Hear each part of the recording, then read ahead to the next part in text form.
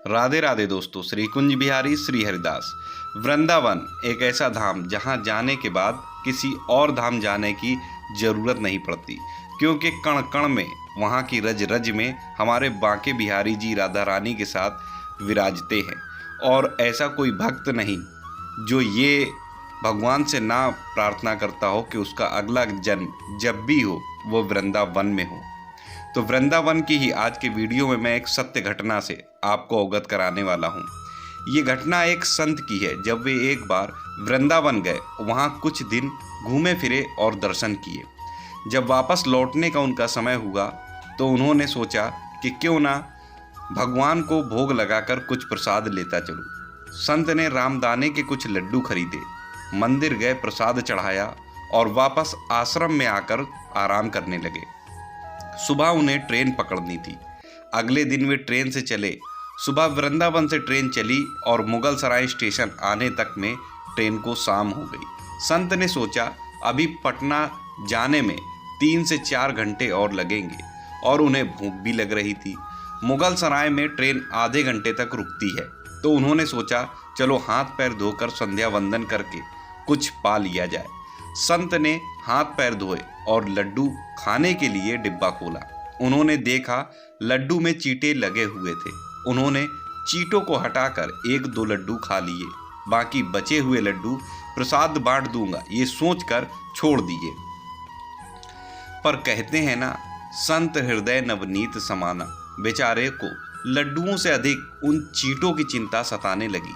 सोचने लगे ये चींटे वृंदावन से इस मिठाई के डिब्बे में आए हैं। बेचारे इतनी दूर तक ट्रेन में मुगल सराय तक आ गए। कितने भाग्यशाली थे कि इनका जन्म वृंदावन में हुआ था। अब इतनी दूर से पता नहीं कितने दिन या कितने जन्म लग जाएंगे इनको वापस पहुंचने में। पता नहीं ब्रज की धूल इनको फिर कभी मिल पाएगी या नहीं। मैंने कितना बड़ा पाप कर दिया, इनका वृंदावन छुड़वा दिया। मुझे वापस जाना होगा। ये संत के मन में विचार आया और संत ने उन चींटों को वापस उसी मिठाई के डिब्बे में सावधानी से रखा और वृंदावन की ट्रेन पकड़ ली और उसी मिठाई की दुकान के पास गए। डिब्बा धरती पर रखा और हाथ जोड़ लिए। मेरे भाग्य में नहीं कि तेरे ब्रज में रह सकूं, तो मुझे कोई अधिकार भी नहीं जिसके भाग्य में ब्रज की धूल लिखी हो उसे दूर कर सकूं। दुकानदार ने देखा और वो दौड़कर महाराज जी के पास आया और बोला, महाराज जी चींटे लग गए तो कोई बात नहीं, आप दूसरी मिठाई तौलवा लो। संत ने कहा, भैया मिठाई में कोई कमी नहीं, इन हाथों से पाप होते होते रह गया, उसी का प्रायश्चित कर रहा हूँ।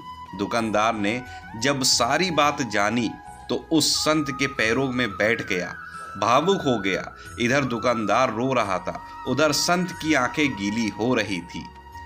बात भाव की है, बात उस निर्मल मन की है, बात ब्रज की है, बात मेरे वृंदावन की है, बात मेरे नटवर नागर और उनकी राधा रानी की है, बात मेरे कृष्ण की राजधानी की है।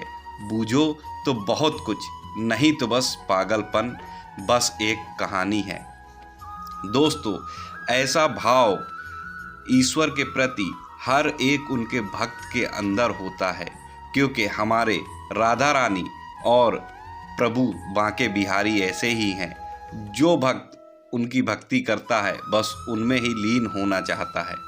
दोस्तों, घर से आप जब भी बाहर जाएं तो घर में विराजमान अपने प्रभु से जरूर मिलकर जाएं और जब लौट कर आएं तो उनसे ज़रूर मिलें, क्योंकि उनको भी आपके घर लौटने का इंतज़ार रहता है। घर में ये नियम आप बना लीजिए कि जब भी आप घर से बाहर निकलें तो घर में मंदिर के पास 2 घड़ी खड़े रहकर कहें, प्रभु चलिए आपको साथ में रहना। ऐसा बोलकर ही घर से निकले, क्योंकि आप भले ही लाखों रुपए की कीमती घड़ी हाथ में क्यों ना पहने हो, पर समय तो प्रभु के ही हाथ में रहता है। आशा करता हूँ आज की ये सत्य घटना आपको पसंद आई होगी। हमारा समर्थन, हमको सपोर्ट करने के लिए एक लाइक तो बनता है। वीडियो को लाइक करिए, कमेंट में जय श्री कृष्णा जय श्री राधे लिखना ना भूले। मिलता हूँ अपने अगले वीडियो के साथ, तब तक श्री कुंज बिहारी श्री हरिदास। राधे राधे।